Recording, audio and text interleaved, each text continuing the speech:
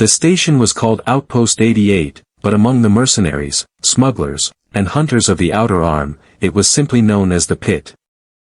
It spun lazily in the void, miles above an ash-choked dead world, filled with creatures who lived by the blade and died by the plasma bolt. Tonight, the lower-level tavern was packed to capacity. Standard atmospheric filters hummed loudly, failing to strip the thick stench of scorched metal, cheap synth alcohol, and the sharp pheromones of predator species. At the center bar sat a team of Krellian trackers, 8 foot tall, chitin-armored behemoths with mandibles that could crush titanium. Beside them were a trio of Valen shadow stalkers, their iridescent eyes shifting across the room like laser sights. Every creature in the room was armed. Every creature was a survivor of a dozen war zones. And then there was the back row. Tucked into a dimly lit corner booth, away from the flickering neon displays and the noise of the main floor, sat a small figure wrapped in a worn, dark void cloak. She didn't drink. She didn't speak. She sat perfectly still, her hands resting quietly in her lap beneath the heavy fabric. To a casual observer, she looked like a helpless prey species lost in the wrong sector. But to the apex predators in the room, something was terribly off. Gorath, the lead Krellian tracker, lowered his mug. His tertiary scent glands twitched violently. In his culture, you didn't survive 3 centuries of planetary hunting by relying solely on sight or heat signatures. You survived by reading the field, the microvibrations in the deck plating, the shifts in ambient air pressure, the subtle biological cues of everyone in the room. His eyes drifted past the rowdy mercenaries and locked onto the back corner. The girl in the cloak hadn't moved a muscle in 20 minutes. Her breathing was so slow, so measured, that his internal sensors barely registered her as a living organism. But it wasn't her stillness that set Gorath's primary heart racing. It was the air around her. Whenever a drunk mercenary stumbled too close to her booth, their body language instinctively altered. They didn't look at her, their conscious minds ignored her entirely, but their bodies recoiled. A muscle spasm in the shoulder, a sudden shift in weight, a slight widening of the pupils. Their survival instincts were firing emergency flares, forcing them to give her booth a 3-foot perimeter without knowing why. Gorath's mandibles clicked softly. He turned to his second-in-command, a scar-faced Valen assassin named Vex. The small one in the shadow, Gorath whispered, his voice like grinding stones. "What do your optic sensors read?" Vex tapped his multispectrum eyepiece. "Nothing. Baseline thermal signature.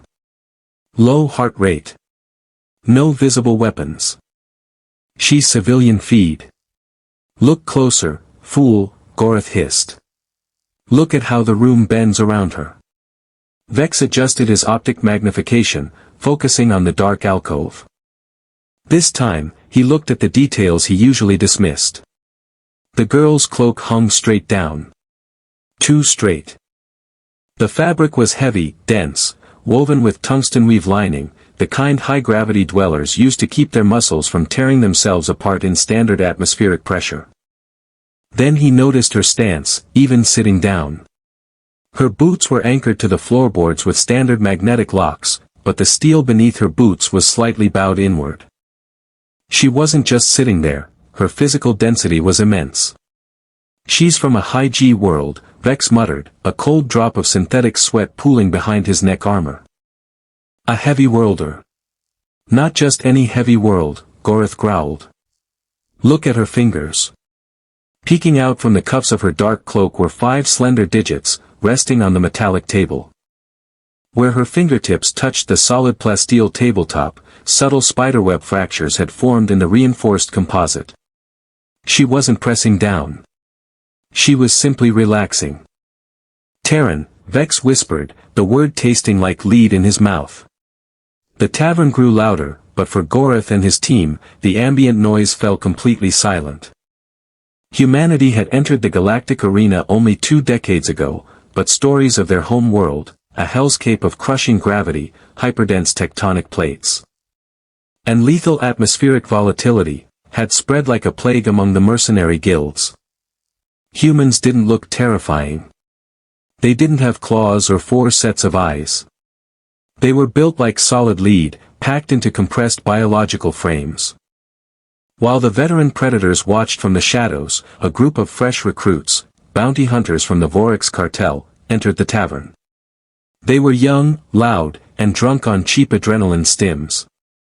Leading them was a towering brute named Kark, a 9-foot-tall reptilian beast whose skin was thick enough to deflect light plasma fire. Kark was looking for a target to assert dominance over the room. He scanned the crowded bar, brushed past a few wary veterans, and his eyes landed on the isolated booth in the back row. To Kark, the cloaked figure was the perfect target. Small, alone, and silent. "Watch this," Kark chuckled to his squad, his heavy tail slamming against the floor deck as he strutted toward the corner. Gorith reached out a massive arm, stopping Vex from interfering. "Don't move," the Krellian captain commanded. "If the Terran unleashes what she's hiding, this entire deck becomes a kill zone." Kark stopped at the edge of the girl's table. He slammed his clawed hand onto the cracked plasteel surface, shattering the rest of the table composite. "You're in my seat, Tiny," Kark sneered, his triple jaws opening to reveal rows of serrated teeth. "Pay the rent or get stepped on." The tavern went dead silent. The veterans at the bar slowly reached for their sidearms, not to help Kark, but to prepare for the violent kinetic discharge they knew was coming. The girl didn't flinch.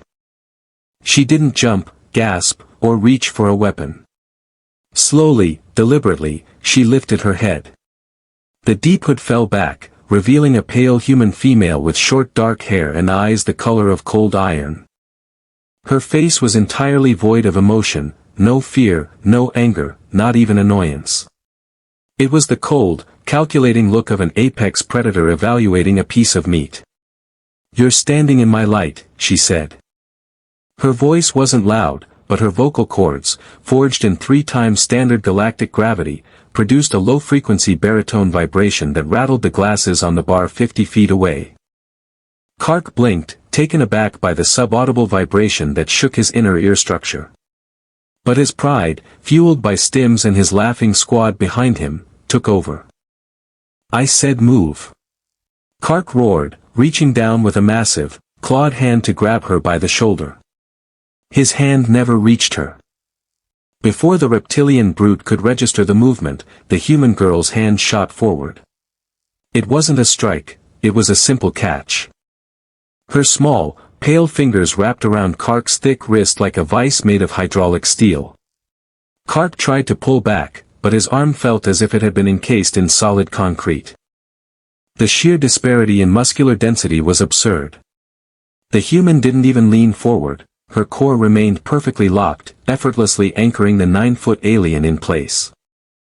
"Your skeletal structure is avian-derived," she stated plainly, her tone sounding like a doctor delivering a routine medical diagnosis.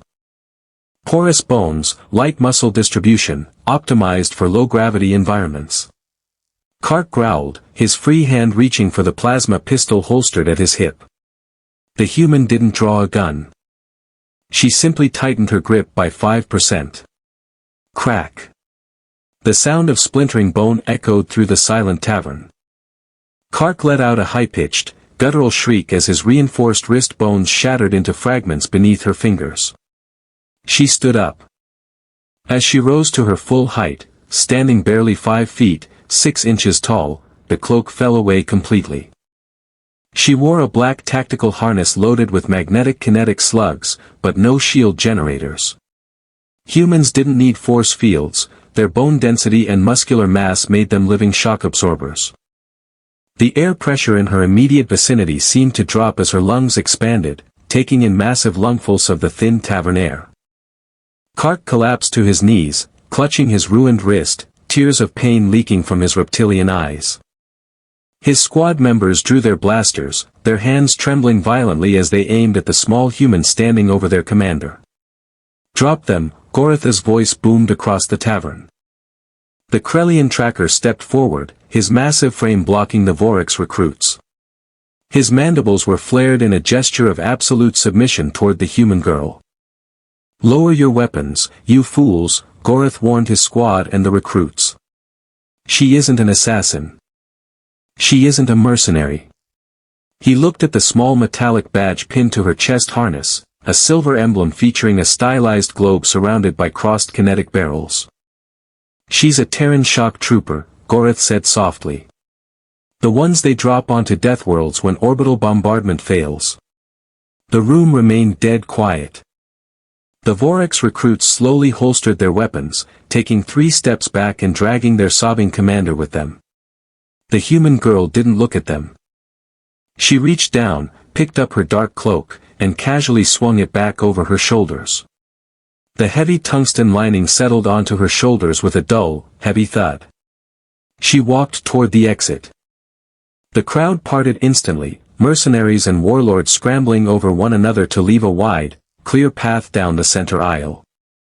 As she reached the doorway, she paused and turned her head slightly back toward Goreth. "Good eyes, Krelian," she said, her voice carrying that same chest-rattling low frequency. "Next time, tell your friends to check the atmospheric pressure before they pick a fight." She stepped through the automated airlock door, which slid shut behind her with a heavy pneumatic hiss. For almost a full minute, no one in the tavern moved.